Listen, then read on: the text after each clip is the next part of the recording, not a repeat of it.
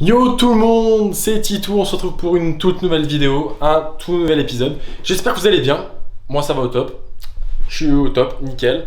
Donc aujourd'hui, on se retrouve pour échanger sur le milieu du football avec Quentin Perra, ancien joueur pro de football. Donc voilà, j'espère que vous allez kiffer. Sans plus attendre, direct, je vous laisse visionner la vidéo. Et puis... n'hésitez pas à me dire ce que vous en avez pensé en commentaire, ça fait plaisir. Allez, bon visionnage. Bon les gars, du coup on se retrouve avec Quentin. Quentin, ancien joueur de football professionnel. À Reims, c'est ça. Ouais. C'est quoi du coup en fait ta situation actuelle là? Qu'est-ce que tu fais exactement? Actuellement, je suis revenu en Ile-de-France. Je joue au CA Vitry, qui est un club amateur du de France dans le 94. On peut dire que je suis un footballeur en fin de carrière, en fin de cursus, en post-formation, tout ce que vous pouvez dire. Mais c'est la fin, quoi. Je deviens vieux, j'ai mal au dos. Non, mais en tout cas, je suis ici. Mais moi, je suis c'est vite ce que je disais. Je suis en fin de carrière, en fin de cursus. Et donc, me voilà aujourd'hui, répondre à quelques questions que tu vas poser. J'espère pas des questions pièges. Hein. Ouais, franchement en tout cas ça fait vraiment plaisir de t'avoir sur ma chaîne. Dis-nous quand t'as eu le déclic pour devenir joueur. Comment ça t'est venu Le déclic. À quel âge, comment Le déclic, je te mens pas, il est venu naturellement. Déjà, comme tout le monde, j'ai joué au foot gamin. Ouais. Après, j'ai intégré le club qui était à côté de chez moi, c'était le Stade de Reims. Vu que je viens de Reims, je suis pas de Paris. Et naturellement, avec mes potes, en faisant des matchs, même à la récréation, à l'école primaire, c'était plutôt un domaine où, pour mes parents et mes amis, mes grands frères, j'étais bon. Ouais. Et après, ça s'est fait naturellement dans le sens où, arrivé vers 10, 11, 12 ans, quand on commence à faire des tournois ou des plateaux, ça s'appelle plein de matchs amicaux, etc., et ben il y a des recruteurs, on va dire, c'est un grand mot recruteur parce que c'est pour après au-dessus, on va dire qu'il y a des scouts qui sont venus, oui, pourquoi pas, votre fils il a l'air intéressant, est-ce que peut-être un essai ou intégrer centre de formation. Et en fait, c'est venu vraiment naturellement, les choses sont venues à moi comme ça, et après, après, je vais vous expliquer ce qui s'est passé par la suite. Explique-nous un petit peu du coup, c'est quoi ton parcours en termes d'expérience, tout ça, comment t'as commencé, par quel club t'as évolué, Ok. etc. J'ai commencé par le Stade de Reims quand j'avais à peu près 5-6 ans, jusqu'à mes 12 ans, si je dis pas de bêtises. Après, à 12 ans, je suis parti en sport-études. J'étais toujours au Stade de Reims, mais je suis parti en sport-études au collège, qui permettait de m'entraîner le matin et l'après-midi. Ouais. Et arrivé, donc j'étais en cinquième, l'âge, désolé, je ne sais plus. Mais en cinquième, c'est là que j'ai fait les essais pour rentrer à Clairefontaine. Ok. Donc j'ai fait tous les tours jusqu'au dernier tour de Clairefontaine. Et j'ai eu l'opportunité de rentrer à Clairefontaine, le pôle espoir, on peut appeler ça un pôle espoir, ou de rentrer dans un centre de formation. Et avec mes parents, on a pris, je vais pas vous mentir, c'est mes parents, hein, parce que moi, à cet âge-là, je me juge au foot. Hein. Mes parents ont pris la décision que c'était préférable d'aller au FC Sochaux-Montbéliard, d'intégrer le centre de formation. Surtout qu'à cette époque-là, ils avaient un très beau ratio scolaire. C'est ce qui a plu à mes parents. Plus de 90% de personnes qui passaient par le centre avaient le bac. Ouais. Peu importe le bac, mais le bac.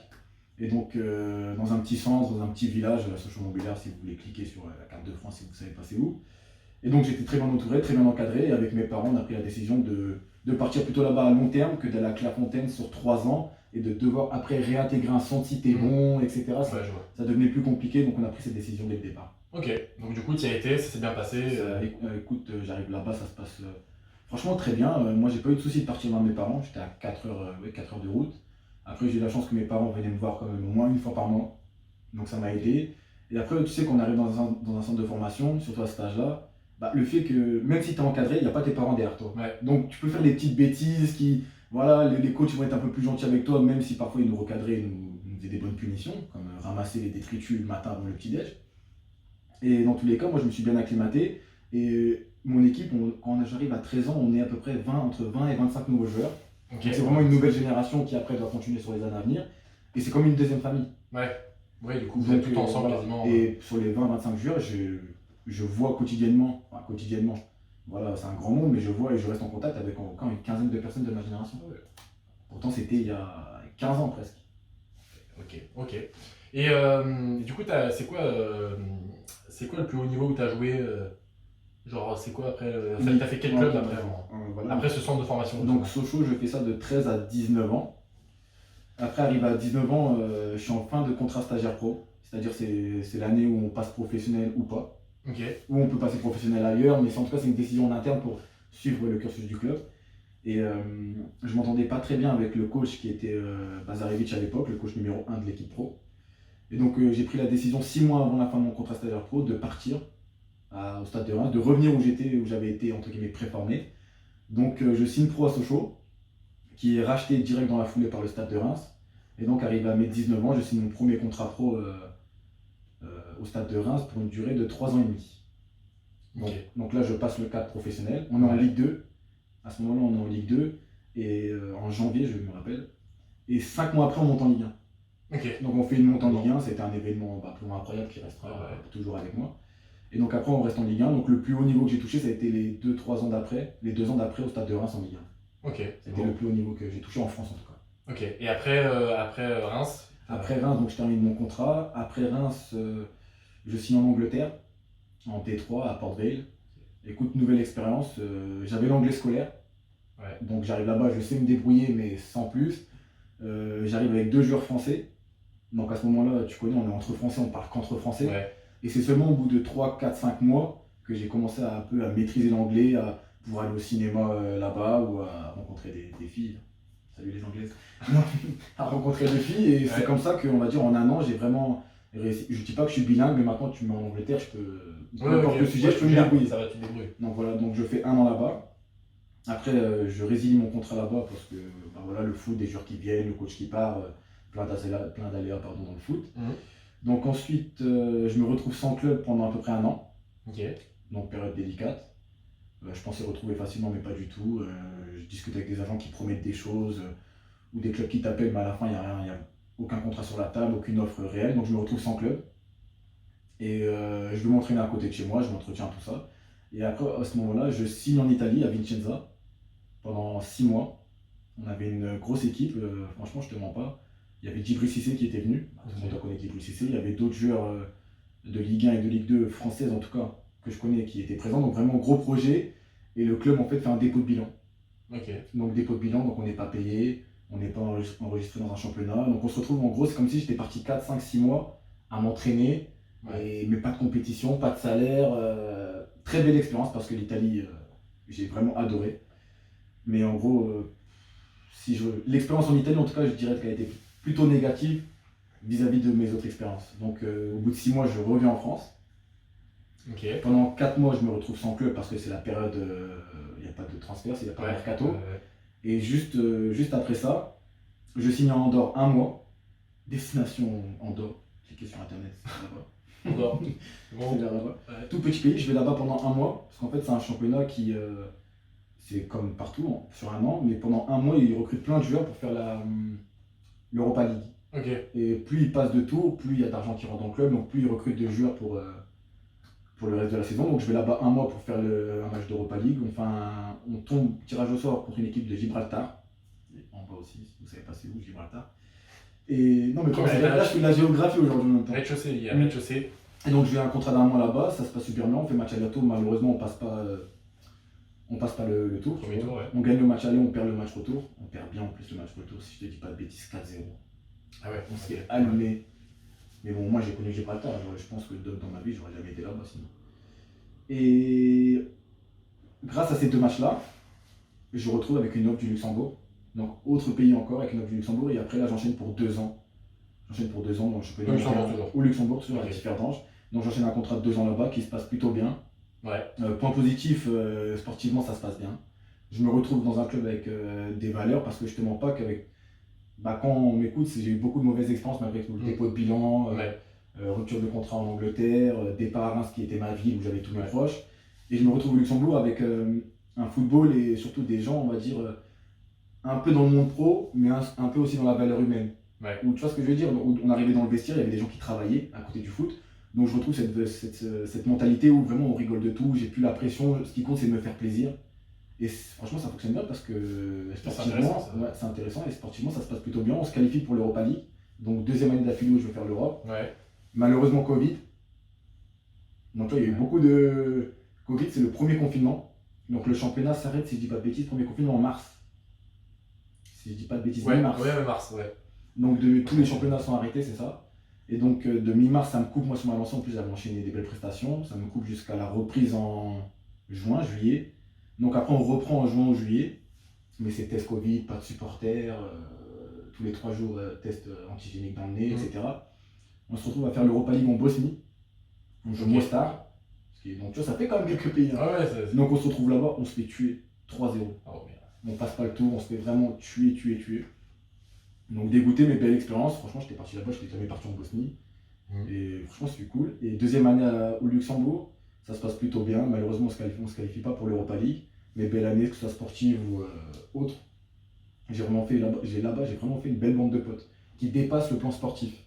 Ok. Aujourd'hui, par exemple, j'ai des amis dans le foot où on va se parler, au fait, est-ce que tu connais lui, ou est-ce que tu as tel joueur, ou est-ce que tu peux m'aider dans tel domaine. Ça reste des amis, mais ou dans le milieu du foot avec intérêt.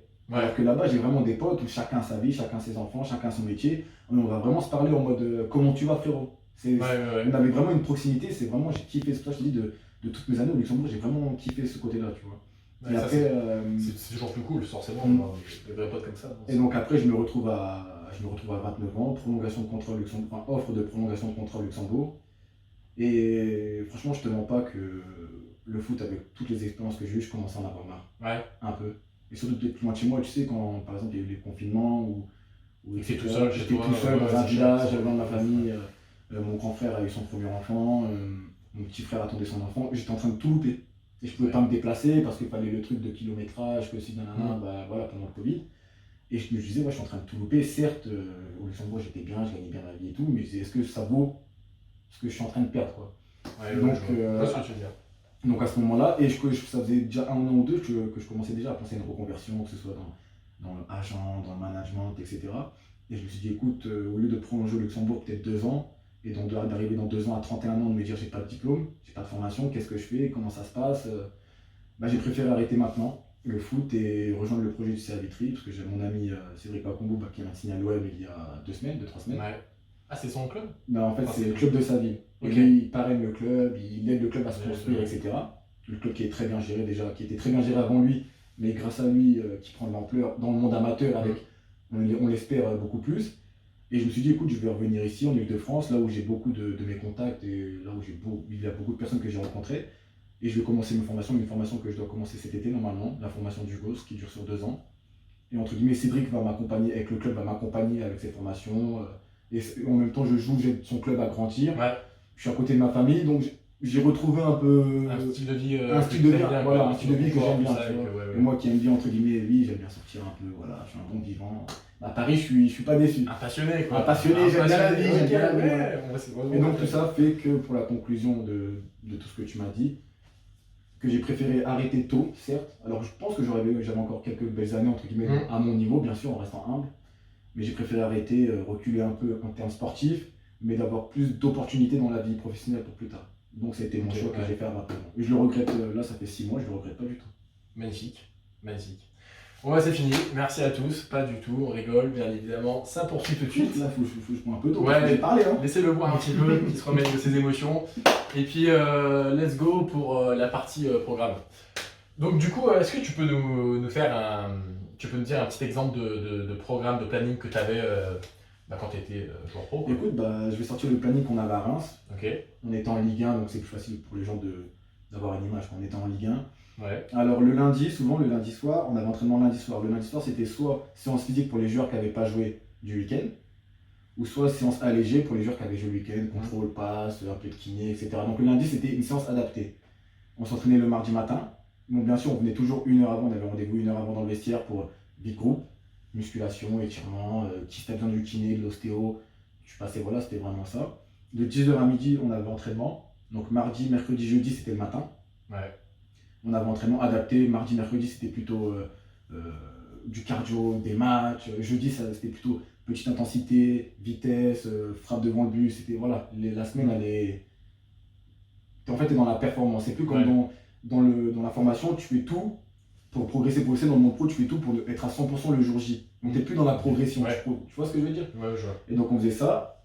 Et le vendredi, après le vendredi, souvent, on va dire que le match était samedi, vendredi, on s'entraînait l'après-midi à 15h30. Donc le vendredi, c'était une séance d'1 heure avec des petits jeux réduits, petites passes, tactiques, coups francs, corner. C'était vraiment pour préparer le match. Samedi, s'il y avait match à, on va dire, par exemple 20h45 sur Canal+, j'ai envie de te dire.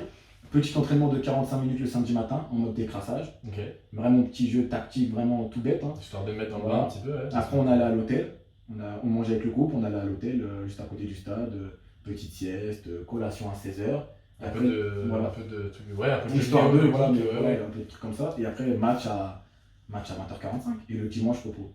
Sachant que dans la semaine, mardi, mercredi, jeudi, ou même lundi matin ou vendredi matin, c'est adapté à soi. Ouais, Si ok. par exemple, moi j'avais besoin de musculation, si j'allais l'après-midi, parce que je n'ai pas toujours fait, hein, mais c'était pour la musculation, un ancien du groupe allait plutôt faire du kiné. Ouais. Mais t'adapter, mais c'est vraiment individualisé, et c'est ce qui fait que parfois un joueur arrive à passer le cap, et un autre pas du tout. C'est Ouais. se prendre en charge, c'est tout bête, la nutrition, etc. Mais c'est ce qui fait qu'un joueur va faire une grosse carrière, et un autre va faire 8 ans, en Ligue 1, Ligue 2 ou National. C'est ce qui fait la différence. Donc la semaine est assez légère, on va dire, intensive, parce que l'entraînement ça se donne à fond. Ouais. Et tout le reste de la semaine, c'est toi. Si tu as envie d'être, si t'es un feignant, tu bosses pas. Par contre, si tu es un charbonneur, bah, l'après-midi, tu vas faire muscu, tu vas faire tes kinés, tu vas faire tout ce qu'il y a à faire. Quoi. Ok, Donc, voilà. ouais. Ok. À peu près une semaine type. On l'a pas dit, mais t'étais quel poste du coup? J'étais numéro 10. Ok. Numéro 10. J'aimerais bien dire défenseur, mais voilà, ça se voit pas. Mais... non, Ok, milieu ok. offensif. Ok. Et toi, c'est quoi ce que t'aimais le plus dans le football? Il faut bien réfléchir. Bah, tout d'abord, déjà, les émotions.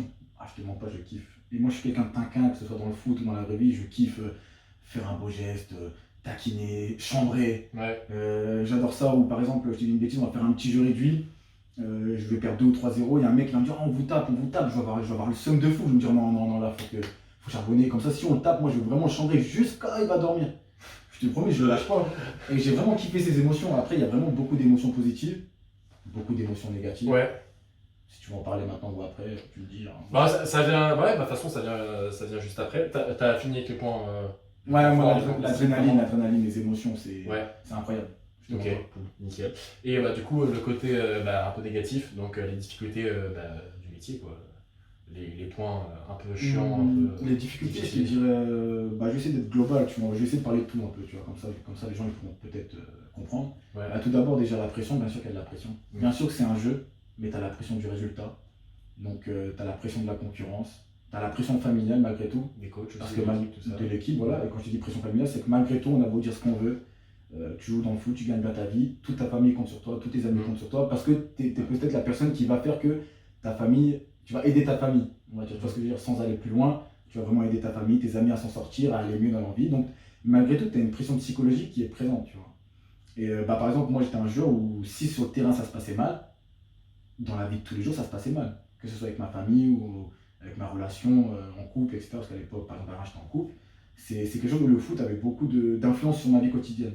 Ouais. Et à côté de ça, donc ça c'est pour moi entre guillemets individuel, et à côté de ça, dans le monde du foot, tu as les agents, comme je t'ai dit, qui sont là, qui veulent gratter leur argent. Ouais. Tu as des agents bien, des agents, mais comme tout domaine, comme tout truc de métier, quoi, entre guillemets.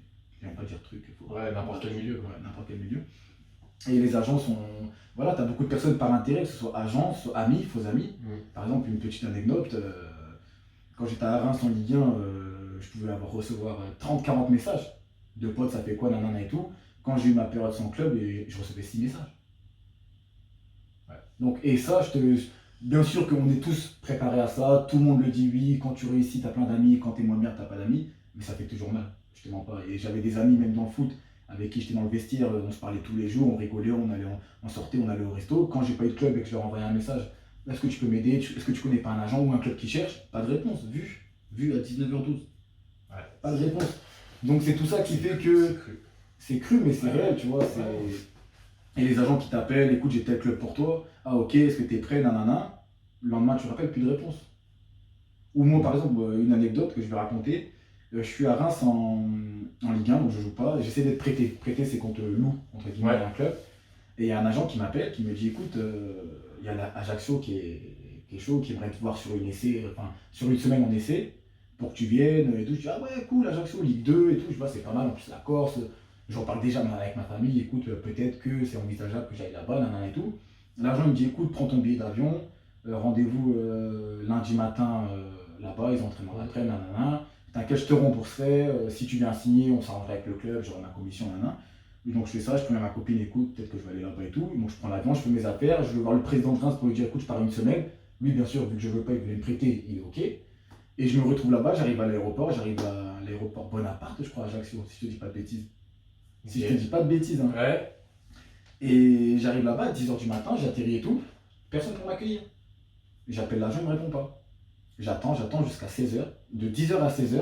Donc je vais devant la plage, je prends un petit resto avec un gros sac de foot et tout, j'attends. 16h, l'agent il me rappelle, il me dit ouais, écoute, je devais avoir le coach, mais attends encore un peu. Je dis attends, il se passe quoi là? Il me dit bah écoute, le club il est pas au courant. Super, ok. Donc en fait, il m'a envoyé là-bas. Certes, il connaissait le coach, le président et tout. Il pensait que ça allait le faire au jour J ou dans l'instant. Mais quand j'arrive là-bas, le club n'est pas au courant que Quentin Pereira vient faire un essai. Donc je me retrouve à prendre une nuit d'hôtel là-bas. La douille quoi. La douille, à prendre une nuit d'hôtel et à revenir le lendemain. Et tu connais, je reviens le lendemain à Reims, donc je reviens à l'entraînement en Ligue 1. Tous mes partenaires, mon coach, bah tu fais quoi? Bah, ils étaient pas au courant. Et direct, ton image, elle en prend un coup. Et après, c'est des choses comme ça qui font qu'on te respecte plus. Ou en mode, t'es une petite bip, parce que regarde, tu vas là-bas, personne te prend, personne n'est au courant, tu vois rien. Et tout ça, je te montre pas que par exemple, cette anecdote-là, pendant un mois, j'y pensais tous les jours. Je me disais, mais il m'a fait une dinguerie l'agent, c'est un fou lui. Et après, il m'a appelé, j'ai bloqué son numéro. Et en plus, c'est un agent connu, mais je peux pas dire le nom. Ah, putain. Mais un jour, on se reverra. Et donc, par exemple, voilà, c'était une anecdote parmi tant d'autres qui font que parfois le foot, c'est pas facile à vivre. Malgré tout, aucun regret, malgré tout, je souhaite à tout le monde de jouer au foot et de gagner sa vie avec le foot. Magnifique, magnifique. Est-ce que maintenant, tu as une petite anecdote sur, je sais pas, un moment de réussite dans ta carrière? Genre, un moment où tu t'es dit, bah tiens, genre, tu as fait ton meilleur match de ta vie ou écoute, tu as eu, je sais pas, un moment vraiment, un moment de ouf, un moment incroyable. Écoute, moi, je peux pas t'en dire un parce que j'en ai deux, trois qui me reviennent en tête. Ouais, ok. Bah, tout d'abord, déjà, Gambardella. Au final, Gambardella, c'est comme la Coupe de France des jeunes. Okay. À 18 ans, on arrive en finale contre Metz et c'est au Stade de France. Ouais, donc c'est la première fois que je fais le Stade de France. Malgré qu'on perd au penalty. Donc écoutez, j'ai la misère. Tu jouais là? Tu étais sur Je suis rentré, j'étais remplaçant. En fait, c'était avec les 91, moi je suis en 92, j'étais remplaçant. Et je rentre avec les 91, peut-être 30 minutes, on perd au penalty. De cette génération, il y en a plein qui ont signé pro. Il y a par exemple Cédric Bakambu qui est à l'OM. Il y a Serdar Gurler qui est en Turquie, il y a Pierrick Cross qui a signé pro, Jérôme Roussillon qui a signé pro. Je pourrais en citer 6, 7, 8 des joueurs de cette génération-là qui ont signé pro.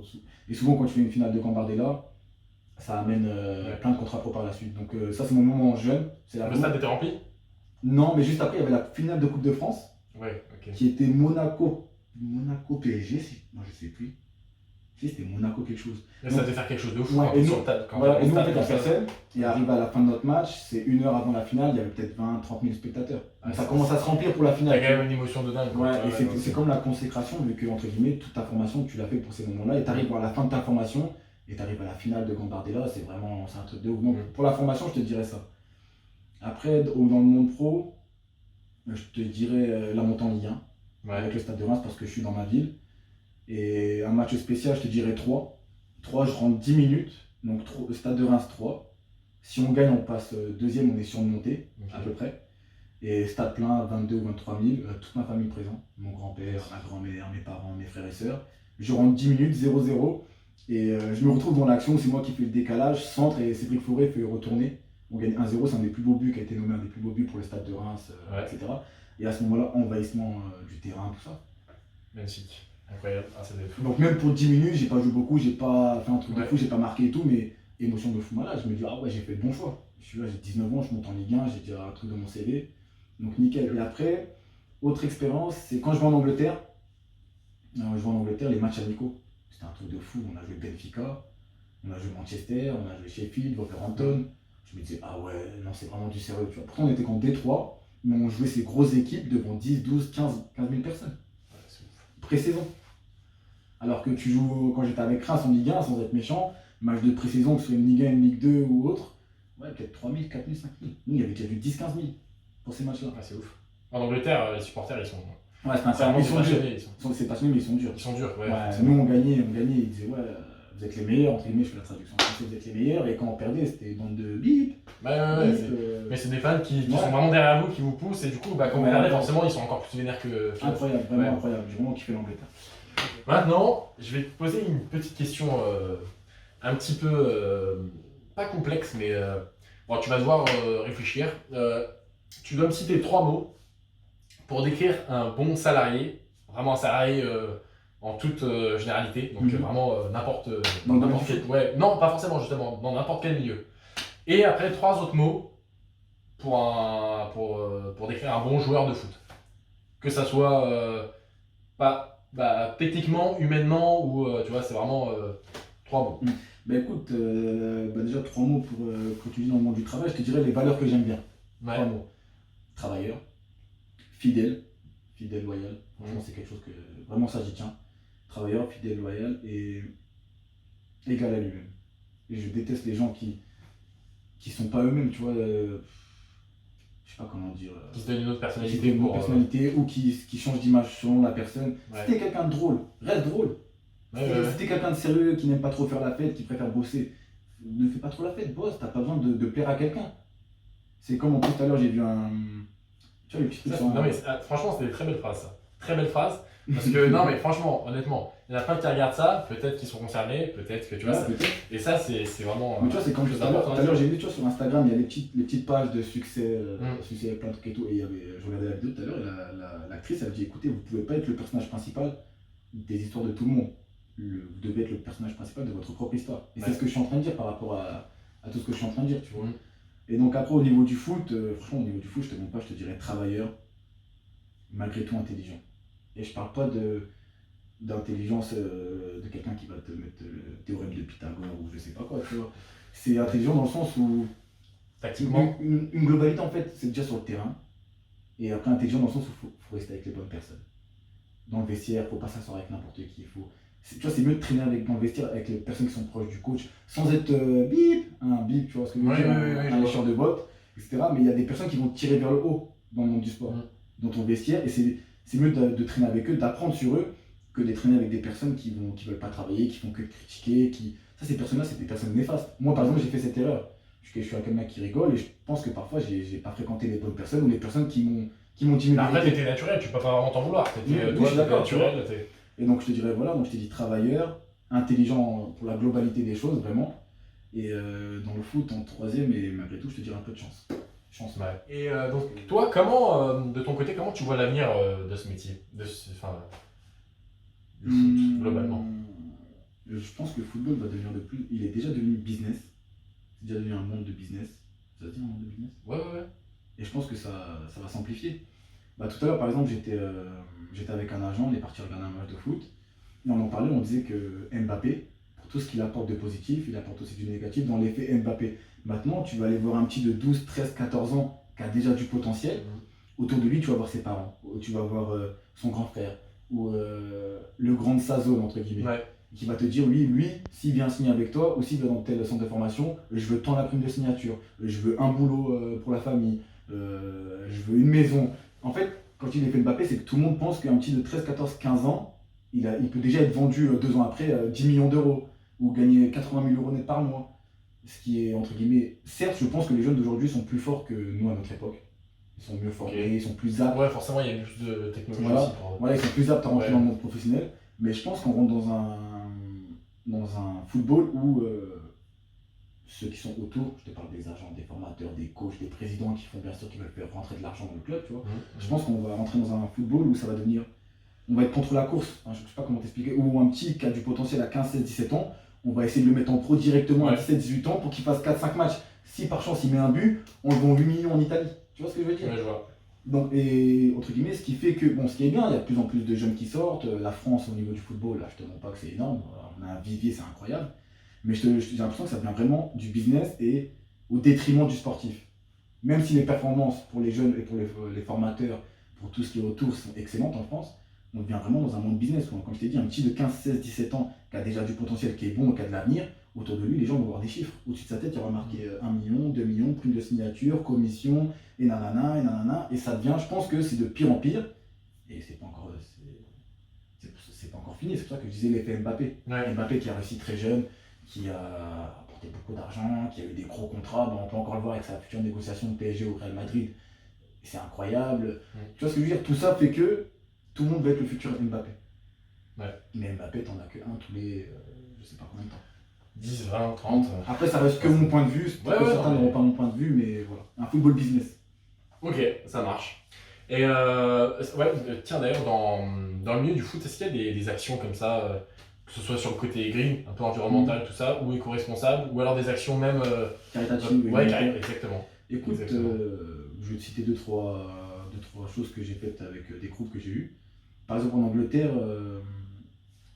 pendant la période de Noël, une ou deux fois, on allait à l'hôpital pour voir tous les enfants malades. Et nous, tous les jours, via le club aussi, avec l'aide financière du club, on achetait des jouets, on achetait plein de choses comme ça. Et on allait tous voir les enfants, on passait des moments avec eux, toute une après-midi avec eux. Tous les enfants qui n'ont malheureusement pas la chance d'être en bonne santé. On passait des moments avec eux, on leur ramenait des maillots de foot, on leur ramenait des jouets, histoire de passer un bon moment, tu vois. Donc ça a été une œuvre que j'ai vraiment... Moi j'ai aimé, c'était ma première expérience, entre guillemets, de rentrer dans un hôpital et de voir des enfants en bas âge, vraiment, de 2 à 10 ans, tu vois. Malade, et c'était un moment émouvant, tu vois, je te mens pas. Mais bon, nous, on est obligé d'avoir le sourire, de sortir des blagues et tout, tu vois. Et en plus, moi, quand je le fais, je parle pas bien anglais. Donc parfois, tu vois, les petits ils me parlent en anglais, j'étais en mode... j'essaie de sortir une petite bêtise. Faut pas que je dise une trop grosse bêtise parce que le petit, il a 6 ans. Donc ça... C'est jamais, quoi. Non, c'est jamais. Et surtout qu'il y avait les parents autour, c'était filmé, c'était... Donc voilà. Ouais. Après, je sais que, par exemple, quand j'étais à Reims, on faisait attention aux bouteilles d'eau, de pas gaspiller trop d'eau. Tous les bouchons de bouteilles, on les mettait dans un carton et on les donnait pour... il y avait une association à Reims pour... au bout d'un certain poids de bouchons, on avait un fauteuil roulant. Ok, ouais. Donc ça permettait, voilà, ça. Après, si je te dis pas de bêtises, au Luxembourg, il y a eu un moment, la première année, il y a eu, je te dis pas de bêtises, une petite tempête qui avait abîmé beaucoup de toits de maison. Et bah, le club du foot, via un petit tournoi, barbecue, plein d'événements comme ça, on a mis de l'argent de côté et puis on a donné ça à la ville qui a... Vous avez récolté des fonds et puis ensuite... Voilà, donc c'était 2-3 choses qui viennent à l'esprit en tout cas. Ouais, ok, bah c'est cool. Franchement, ouais, non, c'est des beaux gestes. Des beaux gestes. Que dire de plus du coup, si là, aujourd'hui, là, je te donnais un moyen où tu pouvais, tu vois, genre, que tu puisses faire n'importe quoi pour changer quelque chose, soit dans ta carrière, ou soit dans ta vie, là, personnellement ou professionnellement. Moi, je vois. Écoute, déjà pour... Tu voulais ajouter quelque chose peut-être, enfin n'importe quoi. T'as un moyen, et qu'est-ce que ça serait? Un moyen où tu peux faire ce que tu veux. Alors pour commencer, déjà, je vais te dire que vis-à-vis de ça, moi, j'ai aucun regret, tu vois. Par rapport à ça, je changerai rien, entre guillemets, parce que j'ai vécu beaucoup de choses. J'ai vécu des choses positives, mais beaucoup de choses négatives dans les années footballeurs. Mais ça m'a fait une expérience, ça m'a fait des connexions, des amis, des vrais amis. Et maintenant, j'ai du recul sur tout ça, tu vois. Je sais ce que ça fait de gagner un peu d'argent, je sais ce que ça fait de ne plus gagner d'argent. Ouais. Tout ça fait que, arrivé là, bientôt 30 ans, pas encore 30 ans, tout ça fait que maintenant j'ai du recul et j'ai une certaine expérience qui va me permettre de mieux gérer certaines situations. Après, si j'avais à changer, laissez même pas lire, c'est bon, si j'avais à changer quelque chose, je te dirais que je pense que j'aurais dû être plus patient. Par exemple, je résilie mon contrat à Reims, il me reste encore un autre contrat, je pense que c'était une erreur, mais j'ai écouté des agents, des personnes que j'aurais pas dû écouter, je me retrouve en galère après. Heureusement, je retrouve l'Angleterre. Et pareil, en Angleterre, il y a un changement de coach, alors je résilie encore mon contrat alors qu'il me restait un autre contrat, et c'est là où je me retrouve un an sans club. Ouais. Ouais.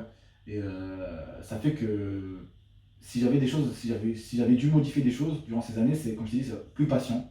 La patience. Ouais. La patience et je vais pas dire moins influençable parce que je ne me considère pas comme quelqu'un d'influençable, tu vois. Mais j'aurais dû faire attention à certaines fréquentations. Ok. Ouais. Que ce soit faire preuve de vigilance. Voilà, que ce soit dans le monde du foot ou à côté. Ok, ça marche. Et puis enfin, qu'est-ce que tu dirais, qu'est-ce que tu donnerais comme conseil à un jeune ou un jeune, pas forcément un jeune, mais globalement à quelqu'un qui veut se mettre. Ouais, quelqu'un qui veut se mettre, soit en tant que joueur, soit juste travailler dans le monde du football. Qu'est-ce que tu lui donnerais comme conseil? Il y a beaucoup de boulot. Parce qu'il y a beaucoup, et forcément il y a beaucoup de métiers. Alors tout d'abord, pour un footballeur, déjà je joue au football pour plaisir, fais-toi plaisir. Déjà c'est la base des choses. Fais-toi plaisir, parce que si tu te fais pas plaisir, tu n'arriveras pas à aller plus haut, entre guillemets, parce qu'au moment où tu devras faire des efforts, tu n'auras pas l'envie de faire mal, tu vois, comme on dit, faire mal. Donc tout simplement ça, de faire attention à tes fréquentations. Ça je l'ai dit plusieurs fois, mais c'est vraiment important. Que ce soit la famille, parfois même dans la famille, il y a des personnes qui t'aident pas forcément pendant ta carrière. Ouais, qui ont un effet un peu néfaste. Qui veulent tout de suite, ou au lieu de te dire non, t'es pas bon, on va travailler, qui vont te dire oui, c'est la faute du coach. Non, c'est pas vrai. Et donc de vraiment faire attention à ses fréquentations, d'être un bosseur malgré tout. Et si tu fais tout ça et que tu as un peu de talent et de chance, je vois aucune raison pour que tu réussisses pas. Vraiment. Ok, magnifique. Et après pour le monde autour du foot, je te dirais d'être honnête. Ouais. Parce que, dans le sens où, je vais te raconter un peu dans le sens où une image ça te suit. Ouais, forcément. Par exemple, comme exemple, moi j'ai toujours été quelqu'un de, je t'ai dit, un peu qui rigole, qui aime nanana et tout. Et même aujourd'hui encore, quand parfois je parle avec des gens et je parle sérieusement de football ou de projet, j'ai toujours cette image du mec qui rigole, qui fait des bêtises, Ouais. tu vois ce que je veux dire, donc l'image ça te suit. Et dans le monde du foot, soit agent, manager, tout ce que tu veux, c'est une image ça suit. Donc si toi demain tu veux, ben, je dis toi, demain tu veux te mettre dans le foot en tant qu'agent ou autre, et que tu mets une carotte à un joueur, sache que ça va savoir et que cette image elle va te suivre. Et que demain tu veux travailler avec un autre joueur ou avec un club, etc., les gens vont te dire attention à lui, c'est une bip. Tu vois ce que je veux dire? Encore un. Les gars, Encore un on bip, kiffe, hein. on kiffe, c'est bon, ok. Ok, bah ouais, t'as tout dit, franchement. Enfin, non, mais c'est. Non, t'as le droit de dire que je suis énorme. Non, c'est des bons conseils, franchement. Les gars, écoutez-le, je suis désolé, écoutez-le, il a raison. Enfin, il a raison. Faites ce que j'ai dit, C'est un point de vue. faites ce que j'ai dit, ne faites pas ce que j'ai fait. Il est honnête, et voilà, c'est de très bons conseils. Donc voilà, bah en tout cas, merci Quentin. T'es le boss, et puis bah, j'espère qu'on se refera une petite vidéo. Tu reviendras sur ma chaîne. Non, Je sais pas pourquoi, mais enfin, pas pour une interview, parce que bah, je t'ai déjà interviewé, ça sert à rien de se refaire une deuxième fois, mais pour un autre projet, pourquoi pas. Peut-être en tant que commentateur, on va mettre un match à la télé, on va commenter Ouais. l'équipe. Par exemple, si tu t'organises un tournoi, un fight, tout ça, tu peux, par exemple. Je suis désolé, je le dis à la caméra, j'ai la meilleure équipe de five de France.